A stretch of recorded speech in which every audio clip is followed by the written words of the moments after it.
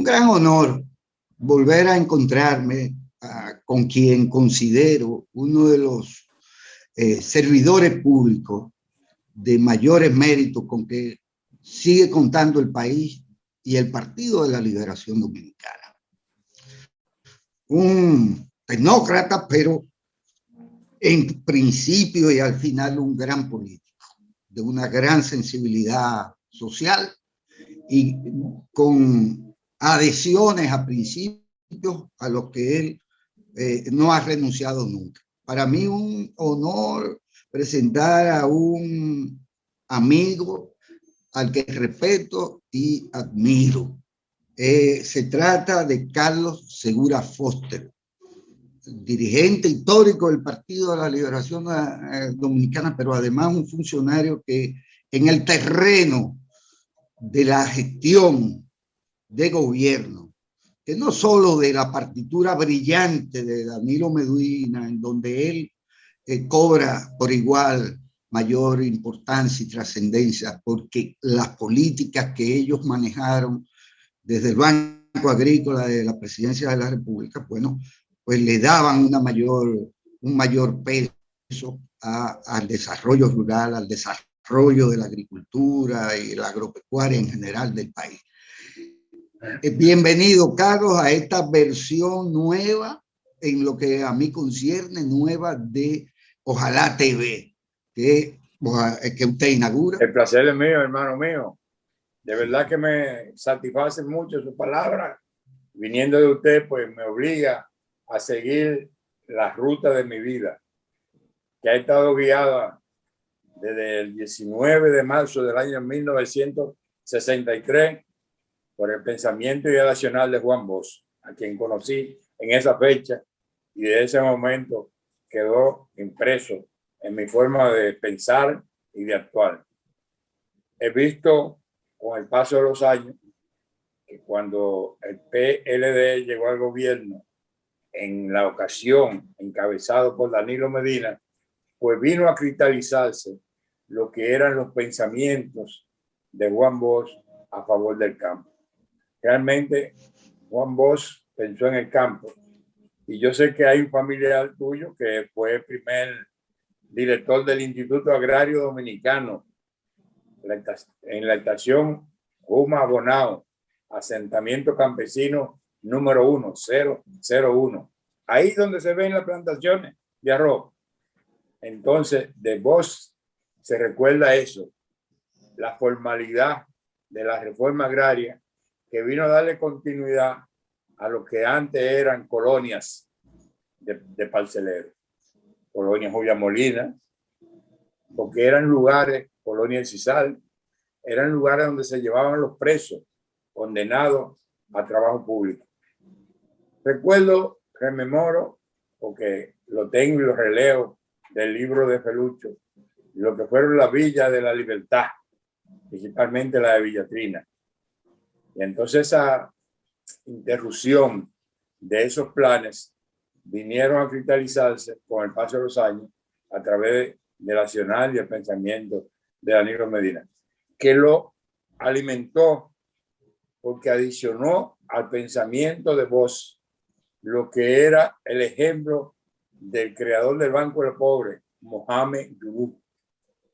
Y fue así donde se diseñó una política de democratización del crédito en dos vertientes fundamentales: la vertiente de la ciudad y del comercio a través de lo que se conoció como banca solidaria, que ahora la veo que está como medio apagada, pero que cuando nosotros jugó un papel muy importante en lo que a nivel de mejorar las condiciones materiales de existencia y las condiciones de ganancia de los comerciantes. Y la otra parte que era a esa zona olvidada, la zona rural, el campo, la agropecuaria, a través de lo que era el podcast estandarte, las visitas sorpresa. Fue tan exitosa la política de Danilo en una vertiente y en otra, que para no entrar en muchos detalles en la parte de la ciudad, este país pasó de 18,000 suplidores al Estado Dominicano a 80,000 suplidores. Y eso se hizo fundamentalmente elevando la categoría de la pequeña empresa a mediana y de la mediana a grande empresa. En el campo sucede algo similar. Danilo tiene el enfoque y cuando se comienza a ejecutar la política, lo primero es que produce un saneamiento de lo que es la estructura de producción y diseña una política que fundamentalmente está orientada a aumentar la producción en dos vertientes, con aumento de las áreas y con aumento de la productividad. El aumento de la productividad a través del uso de tecnología y de mejores prácticas agrícolas. Cuando nuestro país comenzó el gobierno de Danilo Medina, de PLD, la oferta de alimentos de la producción nacional oscilaba entre el 70 y el 75% de la demanda que se producía para la población nacional y para el sector turismo. Bueno, fue tan exitosa la política desarrollada que eso aumentó a un 87% de la oferta de la demanda alimentaria, pero teniendo en cuenta fundamentalmente que la demanda se duplicó. Es decir, no es que tiene importancia el crecimiento de 12 o 17%, no. La importancia la da el hecho de que se aumentó la oferta en un 17%, habiéndose duplicado la demanda. Porque como conoce nuestro país, el turismo pasó de 3,5 millones de turistas que nos visitaban a cerca de 7 millones de turistas. Y además se incluyó un ritmo de una población flotante, el turismo flotante, los cruceros, que es un segmento de mucha demanda, porque la atrae mucho las cosas que no se conocen en su país. Ese es un dato objetivo matemático de duplicidad de demanda. Pero yo quiero agregarle, los hoteles, los centros turísticos, en el 12 eran suplidos exactamente en un 70% con producción nacional. Eso pasó a ser suplido en un 90% al año 2019 y nos encaminábamos a suplir el 100%. Pero por el otro lado, la gran demanda es que el enfoque de Danilo era que ese eje transversal de turismo tenía que conectarse también con mejorar los niveles de educación. Y ahí vino entonces la tanda extendida. ¿Qué hace la tanda extendida? En el 12, las escuelas le daban a 500,000 de estudiantes, 500,000 estudiantes, una ración de desayuno escolar, generalmente de alimentos importados. ¿Qué sucedió en 8 años? Al 2019, ya las raciones eran 1.800.000 raciones de desayuno, merienda, almuerzo y merienda, con una disposición que el 100% tenía que ser suplido de producción nacional. Y no escapa la mejoría salarial y el aumento de la cantidad de empleo que se generó como consecuencia de la certera política económica de Danilo Medina.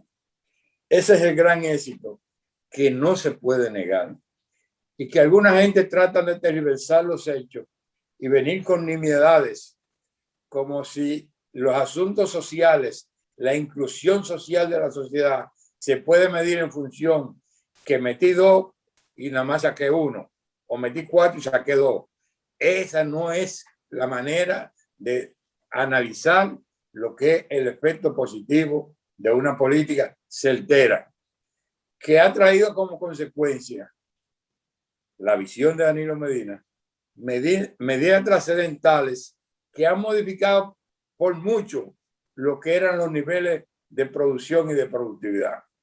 Y lo he venido citando recientemente en Ojalá, que es mi cobijo para yo satisfacer mi aporte a la sociedad después de haber agotado una larga carrera de funcionario público.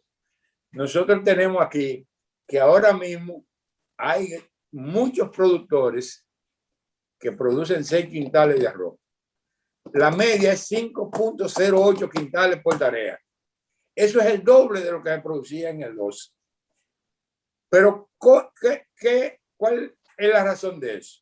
Bueno, Danilo trajo, que vivía en Estados Unidos, un dominicano que estaba calificado como uno de los 5 principales genetistas del mundo, y lo puso ahí en Juma a mejorar y a crear nuevas variedades de semillas.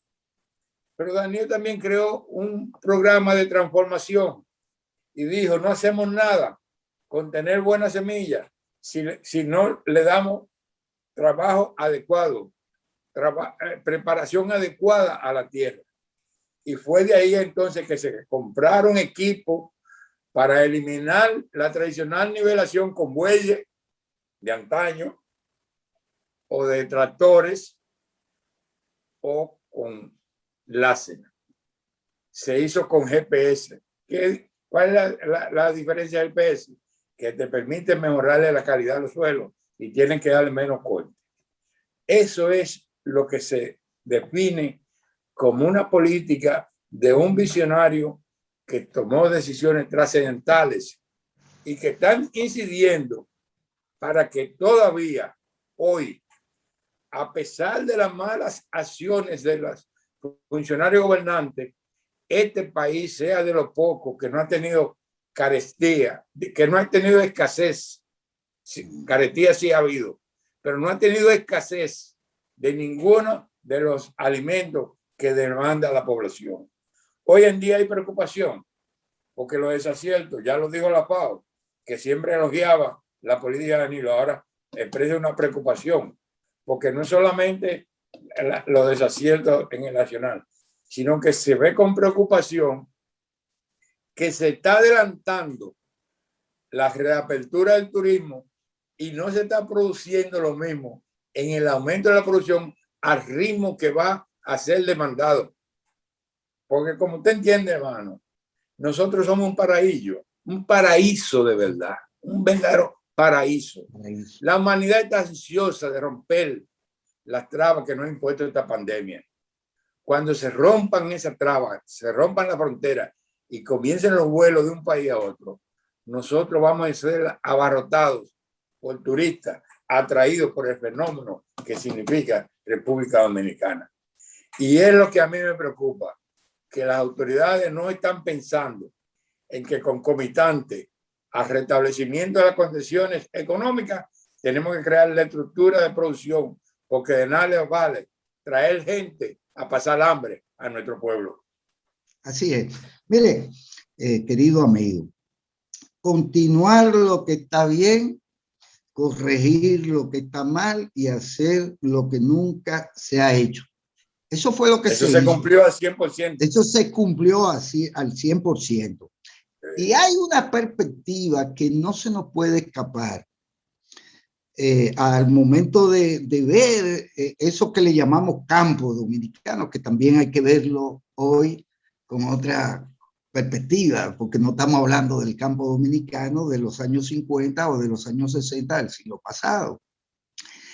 Y aprovecho porque sé que también usted le quería y le admiraba a un distinguido amigo que fue de las primeras víctimas del COVID y que dirigió don Antonio Vargas. Don Antonio Vargas, mi querido amigo, y creo que uno de los compañeros y funcionarios una persona mejor intencionado de cualquier vía. Así mismo es, y es una de las pérdidas más dolorosas, porque entre otras cosas él manejó el tema del desarrollo rural entre otros, con la asistencia, ¿verdad?, europea de fondos. Exacto. Fondo FIDA. Y eso le daba una perspectiva que enlazaba con las visitas sorpresas y que enlazaba con la productividad y con todo aquello.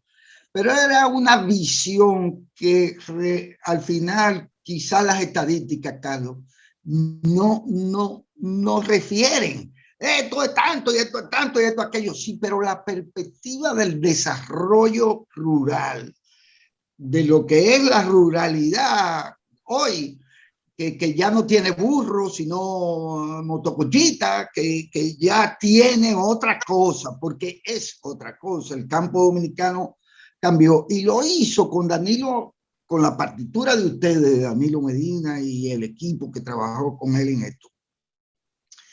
Que realmente dio el último salto del charco que había que dar para recuperar esa dignidad del dominicano que el modelo dejó atrás, el modelo que se impuso de zona franca, de supuesta industrialización en su momento, del propio turismo, que no se conectaba, era un verdadero todo incluido, pero traían la bebida exonerada, traían de todo, y nunca se tomó en cuenta el sector productor nacional del agro y de cualquier otra cosa.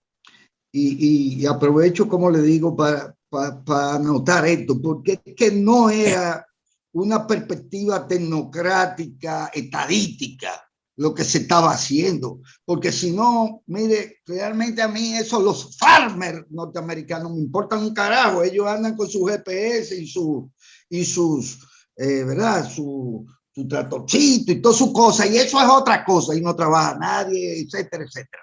Pero el desarrollo rural aquí está enlazado con el desarrollo nacional. Así es. Y déjame entrar, porque rememorar a don Antonio, que es uno de los compañeros que realmente más aprecio que yo tenía, me obliga a demostrar y darle a conocer a esta población lo que fue el accionar del gobierno de Danilo Medina. Desde las décadas de los 70 y los 80, nuestro país ejecutó diferentes proyectos con fondos FIDA, que fondos son de la Organización Mundial de la Alimentación, de la FAO, de la UNESCO. Eso es un organismo internacional que le aporta a los países en desarrollo recursos con vocación de donación. El único objetivo que tenía que cumplir los préstamos, los aportes de FIDA al país era que esos fondos contribuyeran a la disminución de los niveles de pobreza. Como eso no se cumplió en décadas anteriores a Danilo, cuando Danilo llega, ese programa, esa ayuda, el país la tenía suspendida por las malas experiencias acumuladas de décadas anteriores. Se restablece y por suerte, a restablecerlo, eso cae en manos de un servidor ejemplar como don Antonio Vargas. Porque don Antonio Vargas, sin lugar a dudas, era uno de los funcionarios que más ponía en alto la expresión de Martí, dada a conocer por vos entre nosotros, que el que no vive para servir no sirve para vivir. Así y don Antonio todo el tiempo actuó correctamente para favorecer a la población. Déjame concluir. Sí. ¿Cómo no? Que es un dato resaltante. Restablecer lo que era la ayuda a tal nivel que Danilo fue invitado por ese organismo en por lo menos 2 ocasiones a narrar la experiencia de cómo había logrado éxito en algo que anteriormente había fracasado en nuestro país.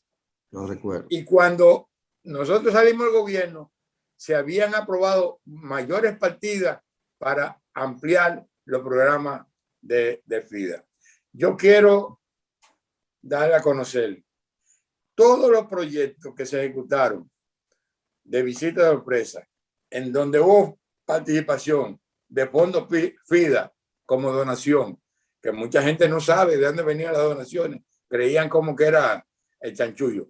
Eran donaciones reales que se hacían en el Palacio y con cheque entregado ahí para que la gente lo cambiara.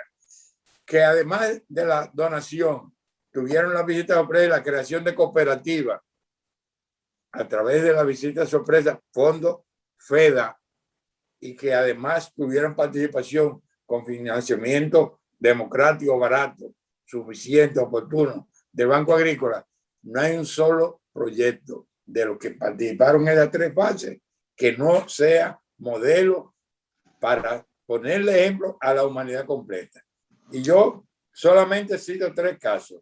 El primer político que habló de eso, entre usted, el primer político que habló aquí de asociatividad como una visión para lo que se iba a hacer fue Danilo Medina. Así es, porque cuando se crea la situación de la crisis bancaria, el Banco Agrícola estaba supuesto a desaparecer.